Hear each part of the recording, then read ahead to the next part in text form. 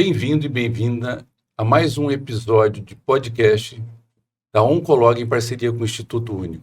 Aqui as informações são claras e verdadeiras e são baseadas em evidência. Estamos no mês de junho e temos a conscientização do Junho Vermelho, que é para um tema extremamente vital, que é a doação de sangue. Estamos especialmente aqui com a doutora Paloma, que é nossa colega e grande amiga, que vai trazer informações extremamente importantes para a gente. Oi, André. Olha, muito feliz em mais um episódio nosso aqui do podcast da Oncolog, do Instituto Único. E mais uma vez aqui, né, hoje a gente vai falar sobre doação de sangue. Eu estou junto aqui com 2 hematologistas, então eu estou aqui para aprender. Como sempre, eu aprendo muito e eu acredito que você também. E você aí que está nos assistindo, se você pensa em doar sangue, ou se tem alguém da sua família, esse episódio é para você. Então não esqueça, antes da gente começar a falar sobre o assunto, o tema hoje é doação de sangue, antes de falar do assunto, compartilhe, comente, ative o sininho para você ficar sabendo de mais episódios, que toda semana a gente está lançando episódio novo e você vai ser o primeiro a ser notificado sobre isso. Paloma, a gente vai falar hoje, né? A gente está falando do junho vermelho, né? Que em relação à conscientização da doação de sangue. Como surgiu esse movimento? Fala para a gente um pouquinho aí do movimento e qual a importância desse movimento aqui do junho vermelho. Bom, a doação de sangue é muito necessária, né? Nós, hematologistas, precisamos muito, né, do sangue pelos pacientes que precisam da transfusão de hemácia, plaquetas, mas tem muitos outros pacientes que precisam. E aí a gente precisa, essa doação, como ela tem que ser voluntária e altruísta, a gente precisa que as pessoas espontaneamente se encaminhem ao banco de sangue para que façam essa doação.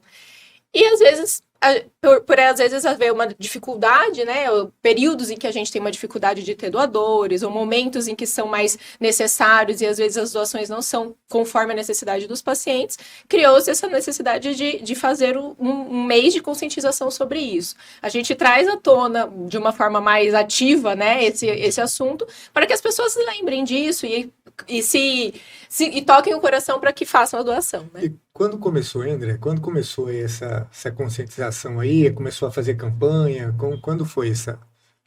Essa campanha recente do Junho Vermelho. E uma coisa interessante aí para quem está assistindo, principalmente do interior, sabe disso. A doação de sangue no interior muitas vezes era braço a braço e ainda tem lugares que faz isso. Braço a braço é o quê? Chegava num acidente numa cidade, já se sabia que tal pessoa lá, morador, era uma pessoa que tinha o sangue tipo O negativo, e aí qualquer um que tivesse um acidente de trânsito, um sangramento intestinal e que precisasse de uma doação, iam buscar essa pessoa, tirava o sangue e já transfundia. Hoje, assim, isso não pode por lei, mas a gente sabe que os lugares... Que ainda existe, né? Ainda existe, né?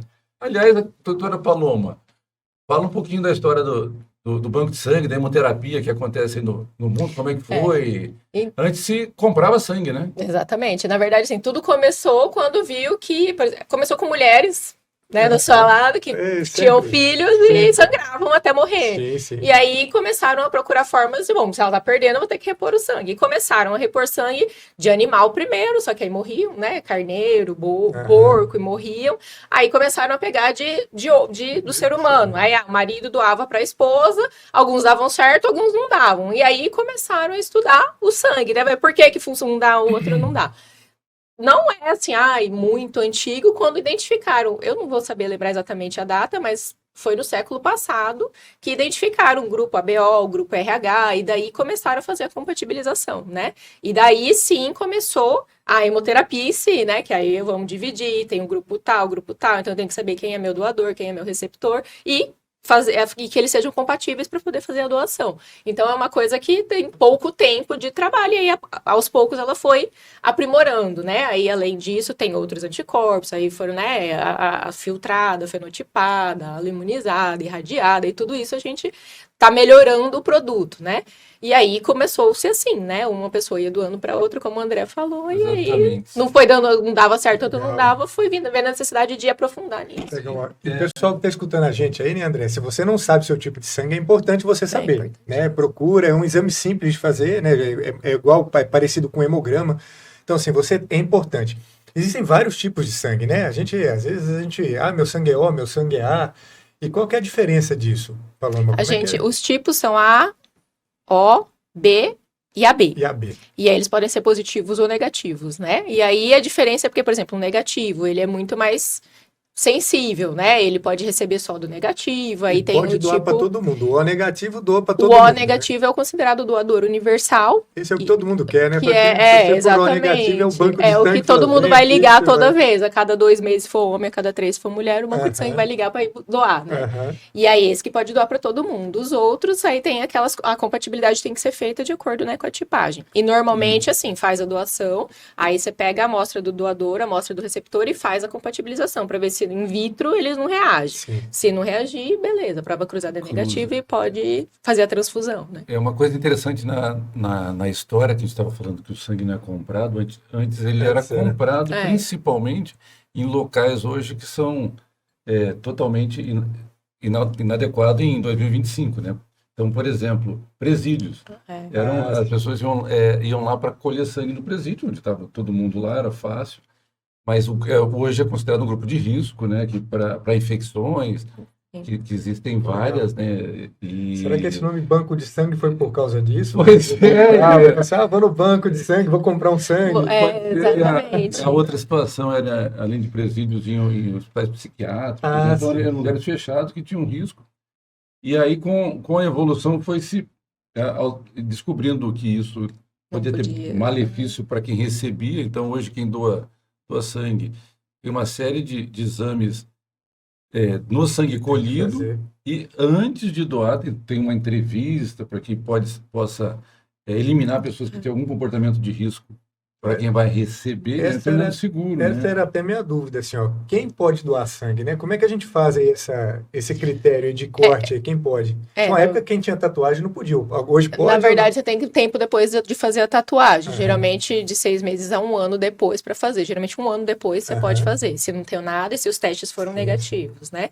Na verdade, assim, pela lei agora, pela RDC que regula a doação de sangue, qualquer pessoa de 18 a 60 anos pode fazer doação de sangue. 60 a primeira doação, até 69 se já é doador antigo. Certo. E aí são feitos esses testes que o André falou, porque é bem isso. Depois começou a vir em hepatite, HIV, aí tomou-se um cuidado maior. Eu, que trabalho com hemofílico, tem muito hemofílico que recebeu muita transfusão e tem HIV porque recebia transfusão, né? Porque não tinha um tratamento específico também.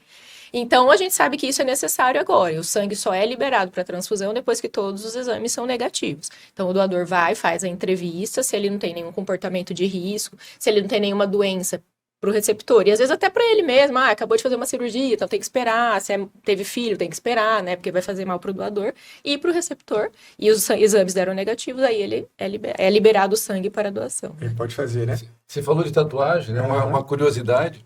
Cristiano Ronaldo, ele é um garoto propaganda de doação de sangue na Europa. Legal. Ele não tem doação, não tem nenhuma tatuagem. Ele faz as campanhas de doação. Então é interessante, apesar de hoje a gente sabia que vários locais são totalmente seguros a tatuagem, mas ainda tem na legislação brasileira. E acho que fora da Europa sim, também é sim. assim. Alguns, porque cada país vai ter o seu, né? Mas lá ele tem algumas reportagens com doação de sangue com ele, justamente por causa disso. Ele não tem nenhuma tatuagem, diferente dos jogadores, né? Que geralmente tem bastante. Que né? tem muito. A gente fala isso porque às vezes a pessoa não entende, porque assim, o grupo de risco é porque você ficou com agulha, então você pode pegar uma hepatite B, você pode pegar um HIV. Exatamente. Então, assim, para que você tenha uma segurança maior, você espera aí 6 meses, 1 ano, faz o exame, sorologia, se estiver tudo bem. Sim, só lembrar que não é proibido de doar, só tem que ter um tempo depois da doação. Passou 1 ano, tá tudo bem, fez os exames do banco de sangue, deram negativos, tá liberadíssimo, pode continuar fazendo as doações. Acho que uma pergunta frequente também, principalmente dos pacientes familiares, é que quando eles chegam num hospital, recebem a transfusão. E aí, quando, no mesmo dia ou dia seguinte, recebe uma ligação chamando para repor, começam a questionar, mas e o sangue? Eu paguei. Infelizmente, né? O sangue não é, que a gente falou no início do episódio, né? Não é comprado, não tem jeito. Se estava lá em estoque, tudo é porque alguém doou de forma né? altruísta, né? De uma forma sem remuneração, e estava lá. E o que é cobrado do sangue, tudo, são todos os testes que são feitos. E aquelas pessoas, André e Paloma, vou perguntar para vocês dois, tá? Aquelas pessoas que, por exemplo, alguém sofreu um acidente ou precisa de uma transfusão, uma cirurgia grande, e que você pede, né, para as pessoas da família, vai doar sangue para fulano de tal, em nome específico de fulano de tal. Como é que funciona isso? Isso realmente é para a pessoa ou fica como uma reserva? Fala assim, não, você vai usar o nosso sangue, mas esse sangue que você está doando aqui fica como reserva. Então, é o que o André falou, o banco, é um banco, né? Tá lá, tem várias. Então, o que ele recebeu não estava lá para ele. Alguém doou e ficou lá. E a mesma coisa vai acontecer com o sangue. Até porque, assim, dependendo do grau de parentesco, não pode receber de familiar próximo. Mãe, pai, filho, filha, você não pode receber sangue. Você tem que ter um processo diferente, com filtrar, irradiar, para poder receber sem risco. Então, normalmente, isso a gente não faz aqui. E aí, aquilo lá é para repor, provavelmente outra pessoa vai receber o sangue. Pode ser que até seja um amigo que doou, pode receber, mas... Eu uso outro sangue, mas vai lá e repõe. Ele não vai ficar sem sangue, isso, né? E você está repondo que é o outro que vai precisar também vai fazer a doação, e é vai muito receber. Importante, né? Hoje a dificuldade a gente tem demais, a maior parte das vezes, e a maior parte das vezes é acidente, né? Você vai num pronto-socorro da vida, né? Um acidente de carro, um tiro, uma facada, né? Então essa pessoa ela precisa de sangue imediato. E quando a gente não tem esse tempo de fazer toda essa pesquisa do sangue, como é que a gente faz? Quando a gente coloca lá que é emergencial, preciso do sangue, ele é emergencial. Aí, geralmente, o banco de sangue vai levar um termo para o médico que fez a solicitação assinar, dizendo que ele, né, tá sabendo que aquilo lá é emergência, não foram feitas as provas, os testes pré-transfusionais todos, que demoram 25, 30 minutos, e aí, né, vai ser feita a transfusão do sangue ao negativo, que é aquele que é compatível com todo mundo. É o do antigo braço a braço, só que hoje o sangue está lá guardado, o né? sangue já está liberado, né? Diferente quando antigamente se fazia sem testes, né? O sangue está lá estocado, chegou uma emergência, pronto-socorro, mulheres em sangramento lida mais, obstetrícia. Sim, obstetrícia. E aí tem que levar o sangue daquele jeito, senão a mulher falece com aquilo. A Paloma foi muito assertiva com isso, que isso não é muito tempo atrás, não. Se você pegar 1950, 60, exatamente. A principal causa de mortalidade de mulheres era o parto, era uma mortalidade e por sangramento, né? Sangrava, não parava de sangrar. Eu acredito que foi mais ou menos nessa época que começou a falar assim, não, vem cá, vamos passar o nosso sangue, e começou a dar certo, e alguns davam, outros não, e começou a ver o porquê. Estudar.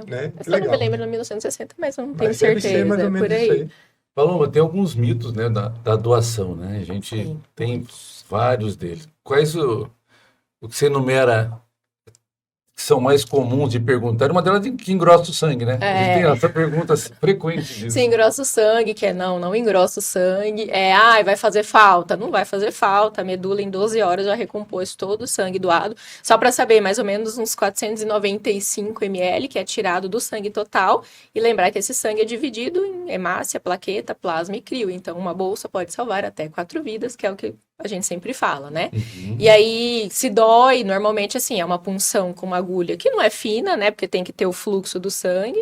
E aí, depois que ele fez a punção, entre o tempo para doação, é mais ou menos uns 12 minutos que ele fica lá doando até... Ele fica numa balancinha, deu o volume, para de coletar. Então, vai mais ou menos, no máximo, uns 15 minutos de doação mesmo, né? Então, é uma coisa bem tranquila. O doer é a punção. Depende da sensibilidade de cada um, né? Eu fiz exército, André, e no exército a gente sempre pegava ali o quartel. Eu fui médico de quartel, né? Terminei a faculdade, fui médico de quartel. E tinha em torno de 400 a 500 soldados ali no quartel. E a gente fazia campanha a cada 4, 5 meses, né, com os nossos soldados ali para doar sangue. E tinha alguns que eram sangue O negativo, né? Aí o pessoal, eu acredito, né, a gente sabe que é um mito, né, mas falava assim, ó, depois que você doou sangue, você tem que doar constantemente, senão seu sangue vai engrossar. Né? Exatamente. Então, assim, aí o cara, não quero doar, não. Eu falei assim, agora você doou, agora de 3 em 3 meses você tem que doar, senão seu sangue vai engrossar. É comum, isso é uma das principais. Mas não acontece. A outra quais os cuidados que esse doador, Paloma, precisa para ir lá doar? Antes, a gente... Ele acordou de manhã, Vou doar sangue. vou doar sangue. Ele precisa, nesse dia ou dia anterior, ter feito alguma coisa, algum cuidado especial? O que a gente pede antes, né? Não ter tomado bebida alcoólica, né? Se conseguir ter dormido bem, né? Uma boa noite, pelo menos umas 6, 8 horas de sono. Depende das medicações, se for um paciente que usa medicações, tem algumas que podem, algumas que não podem, e aí por isso tem a entrevista, né? Comer antes de doar, tem que comer alguma coisa, beber líquido, né? Bem para não é melhor, não pode doar em jejum, na verdade. Então, se for em jejum, a gente vai pedir para comer e depois volta para doar. E aí, né, passar pela entrevista, mas pelo menos, tem que ter alimentado, não pode ter bebido, depende das medicações que usa, né? Tem que avaliar se pode ou não e ter tomado café da manhã. Interessante. E apesar de todo mundo saber todas as campanhas, a gente tem muita dificuldade de doador ainda. Então, exatamente. Para quem está assistindo e nunca precisou de sangue, nem teve ninguém na família, é importante que procure os bancos de sangue, hemocentros da cidade, justamente para que faça essa doação. E a maioria que faz acaba gostando pelo fato de ajudar realmente e por essa sensação de bem-estar. Sim. E principalmente algumas situações de alguns meses do ano, né?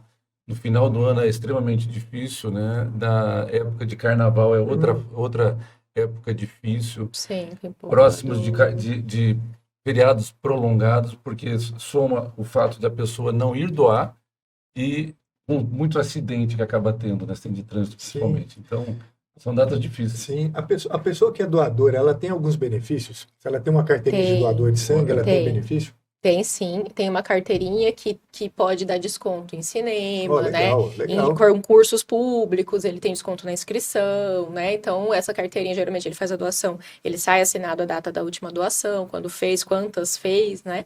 E aí ele consegue mostrar e ter esses benefícios, sim. É porque além de você entender que você está ajudando outra pessoa, né? A gente ser altruísta, como o André falou aqui, você tem alguns benefícios também, né?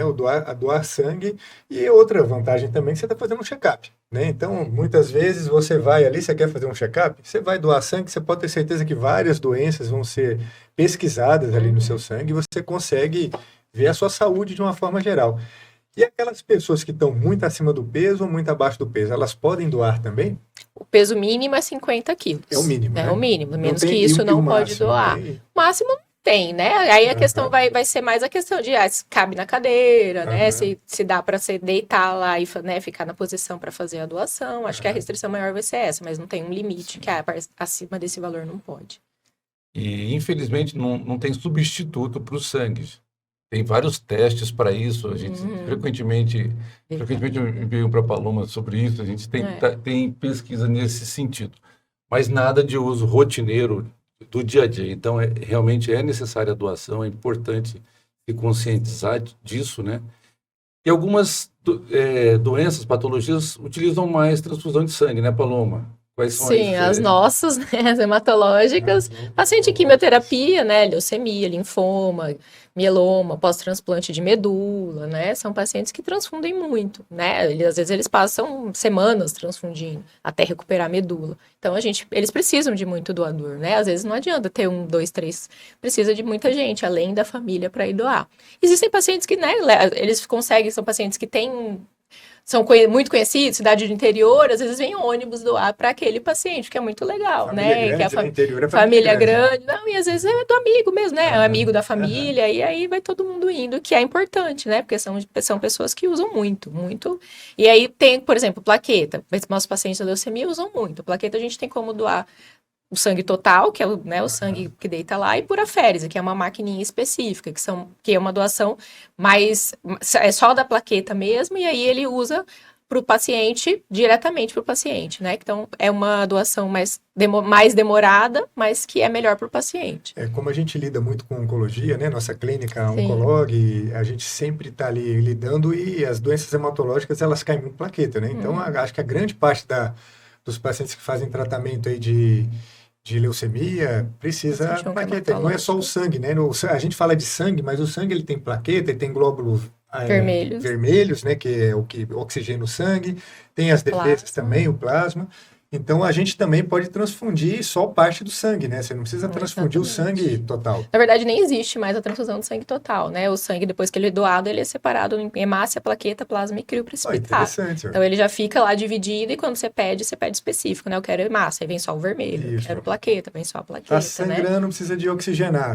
Aí você pega a hemácia. Exatamente. E são, então, para você que está assistindo, são dois tipos de doações, que é a doação do sangue total, que todo mundo está mais habituado, que chega ao banco de sangue e coloca uma agulha e sai numa bolsinha. E um segundo tipo de doação, que é mais específico, que é essa das aféres. As aféres é uma doação que a gente chama especial, em que o doador vai e aí fica quase uma hora conectado numa máquina, com todos os aparelhos descartáveis para coleta. E aí sim é utilizado principalmente em leucemias e transplantes e outras situações. Que transfundem muito, né? Exato. Mas essas são as principais patologias, né? Aqui, por exemplo, em Cuiabá, o Hospital de Câncer tem uma necessidade enorme disso, pelo tratamento de leucemias. E até os outros pacientes oncológicos pós-cirúrgicos, às vezes são cirurgias muito extensas, né? Sim, e aí sangram muito, e aí ou perdem muito sangue durante o procedimento, precisa de transfusão. Paciente de UTI, né? Às vezes está em sepse, precisa de plaqueta também, né? Além dos hematológicos, oncohematológicos. Então, muita gente precisa, né? Eu sou mais cirurgião, né? Eu sou mastologista, então eu frequento mais a cirurgia. E a gente percebe isso, o paciente oncológico, uma grande parte do paciente oncológico, ou você transfunde ele antes da cirurgia, que ele já perdeu sangue, ou ele não está tendo uma absorção adequada, aí você transfunde antes, melhora para a cirurgia, que é uma cirurgia de grande porte, ou durante a cirurgia você tem que transfundir. Então, quando é uma cirurgia eletiva, a gente tem aquela cirurgia que é emergencial, que é o baleado, esfaqueado, você tem que primeiro estancar o sangramento, e tem que colocar sangue para dentro, e pode até, às vezes, usar o sangue do próprio paciente, né? A gente pode fazer a autotransfusão. Existe a doação, a doação autóloga, mas aí não nessa situação. Né? Geralmente, ou ele tira, também, tem a doação prévia, que é autóloga, que ele tira antes da cirurgia. Vou precisar de 3 bolsas. Aí ele vai lá, faz a doação das 3 bolsas, faz a reposição, prepara para a cirurgia e faz a cirurgia. Em oncologia comum, você pode falar assim... Oncologia dificilmente usa, né? Porque, primeiro que ele já tem anemia, né? Você não consegue tirar para colocar, e aí... Uma situação que era bastante comum fazer essa coleta antes era nas cirurgias de próstata. Quando fazia prostatectomia radical, né? Era uma situação realmente comum. O urologista encaminha para aquele paciente coletar, porque já sabia que ia ter perda. E aí ficava estocado para que no momento da cirurgia reduzisse a utilização e tudo. Então é interessante que você evita de ter sangue de outra pessoa, né? E nesse intervalo de tempo de 30 dias, o paciente se recupera para operar, né? E atualmente tem a Cell Saver, né? Que é uma máquina que depende, né, do diagnóstico do paciente da situação. Ele, durante o procedimento cirúrgico, que vai perder muito sangue, ele já vai recuperando sangue e vai devolvendo para o paciente. Então, ele precisa de menos, ou às vezes nem precisa de transfusão. Então, se sangra, ela volta o seu mesmo sangue para você mesmo, né? É uma máquina interessante. É bem legal. No leito de cirurgia cardíaca, tudo. É interessante que hoje aqui, né, a gente tem aqui no Brasil algumas pessoas que não querem, né, por alguns motivos, não querem receber sangue de outra pessoa. Sim. A alternativa seria essa, você, uma cirurgia eletiva e sabe que vai sangrar, você vai estocando o seu próprio sangue, você transfunde o seu próprio sangue, ou essa máquina mesmo que vai fazendo isso, né? Sim, e você falou nisso, e tem pessoas que não, de maneira alguma, utilizam, como o Testemunho de Jeová. É isso que eu ia perguntar para vocês, né? E como é que a gente, assim, a gente não é a transfusão, como é que a gente lida com esse tipo de paciente que é Testemunho de Jeová, vamos ser específicos. E nós somos colaboradores, dos Testemunhos de Jeová, e é um grupo realmente assim, que a gente respeita. Sim, né? Acho que a gente não tem, né? A gente tem que escutar e ajudar o paciente, é nossa obrigação, né? O que a gente fala é assim, prepara, por exemplo, se for um paciente não oncológico, a gente prepara, como você falou, faz sangue, faz a retirada da doação autóloga, prepara ele para o procedimento. Eles mesmos têm esse Cell Saver, então eles conseguem chamar para que vá fazer o procedimento. Então, a gente consegue recuperar esse sangue e num procedimento a gente consegue mais fácil. Para os nossos pacientes oncohematológicos, a gente tem uma dificuldade um pouco maior, né? A gente usa medicações tipo eritropoetina, o uso do ferro, né? Do Noripurum, ferro inject. Tudo isso a gente faz para estimular a produção dele e aí não precisar de transfusão. Então, a gente organiza com esse paciente. Hoje, existe uma organização que é o PBM, que a gente fala, né? Patient Blood Management, que é para você evitar a transfusão ao máximo. Então, existem várias formas da gente fazer, não só nas testemunhas de Jeová, mas principalmente neles que precisam mais, para que a gente evite transfusões desnecessárias, né? Mas é um tema, assim, que está dentro do Banco de Sangue e Testemunho de Jeová, porque muitos médicos realmente não gostam de atender, têm medo de atender, mas eu respeito bastante a religião deles, e realmente a crença, eles, do ponto de vista legal, você não está no CRM aqui, sabe, chega lá às vezes isso, né? Mas eles têm um termo de consentimento esclarecido para isso. Eles são muito bem informados sobre isso, né? E formas de fazer. Eu acho que o maior conflito é com crianças. Eu acho que nessa situação, assim, acho que com os adultos tem um entendimento, assim, no termo, tal, mas quando chega nessa questão da pediatria, que realmente onde eu vejo que tem bastante conflito, eu acho que deve ter alguma coisa. Mas é isso aí mesmo, André. A gente sempre... a nossa função é informar, né? Risco e benefício. Tudo medicina... Eu sempre falo disso, que medicina não é a ciência exata. A gente está trabalhando com estatística. Você tem uma chance maior de dar certo, mas mesmo você estando na estatística de dar certo, pode ser que não dê. E aqui, às vezes, você está na estatística de ruim e pode ser que dê certo. Então, acho que é muito importante a gente jogar claro com o paciente e ele escolher se ele quer ou não quer. E hoje tem já lei, né? O Supremo Tribunal também já julgou isso e deu pertinente que o paciente escolhe. Se ele não quiser receber sangue, é um direito dele, e a gente, como médico, não tem o direito de falar, não, eu vou fazer mesmo sem a sua vontade. Então, a gente respeita, sim, a Oncologue é parceiro do Testemunho de Jeová, e a gente sempre respeita essa decisão. Nós da Oncologue temos um testemunho de Jeová que fez transplante de medula. Olha só, que interessante. Bem interessante. Sem transfusão. Ele foi encaminhado, deu tudo certo, assim. Funcionou. O transplante ele não precisou mesmo. Só que é bem tenso. O pessoal é corajoso. A gente apoia tudo, mas eles causam um momento de tensão enorme, porque você imaginou uma... Mas existem serviços específicos, né? Não são todos que fazem. Então, tem alguns serviços que abraçaram a causa. Né? André, antes da gente continuar, eu queria pedir para você que está escutando a gente aqui no nosso podcast, se você ainda não é inscrito no canal, a gente vai dar um tempo agora para você se inscrever, ativar o sininho, porque você vai ser a primeira pessoa a saber dos novos assuntos, dos novos podcasts que a gente vai estar lançando. E se você quiser, se você tem alguma dúvida sobre esse assunto, sobre doação de sangue, se você pode, se não pode, se você sabe seu tipo sanguíneo ou não, escreve aqui embaixo que eu tenho certeza, a gente vai ler tudo isso e vai responder para você. Ótimo. Acho que estamos chegando aí quase ao final, mas diz uma coisa, quantas vezes o paciente pode doar por ano? Aí depende se for homem ou mulher, né? Se for homem, a cada 3 meses. Se for homem, a cada 2 meses. Se for mulher, pelo fluxo menstrual, etc., a cada 3. Sim. Aí pode fazer a doação de sangue total. Se for a puraférese, né, que é aquela máquina que é específica da plaqueta, aí é um tempo mais curto. Pode ser até 48 horas, mas tem um máximo de 10, 12 doações por ano. Aí tem toda a questão da lei, né? Mas homem, 2 meses, mulher, 3. De sangue total. Então, você que está assistindo, lembre-se disso, informe seus familiares para isso, e principalmente nos que tem algum familiar que necessita de doação. E aproveitar, Paloma, assim, o que a gente podia fazer, né, André, para aumentar aí o número de pessoas, de doadores, né? Porque a gente estava falando hoje em junho, falando da doação de sangue, mas ainda é insuficiente, né? A gente sempre vê campanha aí na mídia, falando, precisa de sangue, fulano de tal, vai lá, doa, fala que é para fulano de tal. O que a gente pode fazer? O que falta para as pessoas terem uma consciência e ter mais aí pessoas doando sangue? Você sabe que é muito é uma questão muito cultural, né? Assim, a gente sabe que em estudos de outros países, Europa, Estados Unidos, faz mais parte da vida deles, assim, eles têm uma porcentagem muito maior de doadores, de sangue, de medula, né?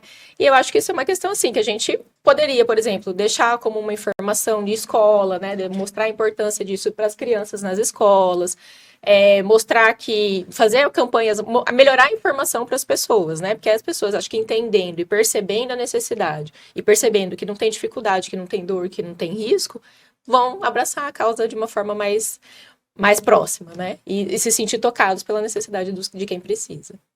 Muito bom. Infelizmente, estamos chegando naquele horário que temos que Conversa terminar. boa, passa rápido, viu? Conversa boa, tema extremamente importante e relevante. Doutora Paloma, fala suas considerações e sua mensagem aí para os nossos ouvintes. Bom, eu acho que a gente tem que. Nosso objetivo aqui é que as pessoas se informem, né? Então, que todo mundo busque procurar mais informações, saber, procurar o banco de sangue perto da sua casa e fazer a doação, né? Saber que pode ir, experimentar pelo menos uma vez para ter uma ideia de que, eu vou repetir ou vou indicar alguém para ir, porque é importante, né? Tem muita gente que precisa. Doutor Luciano. Isso aí, André. Olha como é bom bater esse papo aqui, viu? Como eu sinto em casa aqui, ainda mais aqui com Paloma, né? Falando sobre doação. E doação é isso, né? Doar sangue é vida, você está salvando vidas, pense nisso, tá? O seu sangue, ele regenera 40 dias, já está, né? Tudo, Não, 12 tudo, horas 12 já tá horas, tudo normal. achei que era 40 dias, né? 12 horas, 12 horas já está normal. Então, assim, doe sangue, salve uma vida, pense nisso, e você vai estar ajudando muitas pessoas se você fazer parte disso. E o Brasil precisa, na sua região, na sua cidade, aqui em Cuiabá. Então, faça esse favor para todos nós aqui. É isso aí. Se você gostou do conteúdo, não esqueça de curtir, compartilhar. E nós aqui da Oncolog, Instituto Único, vamos estar sempre trazendo temas relevantes para vocês.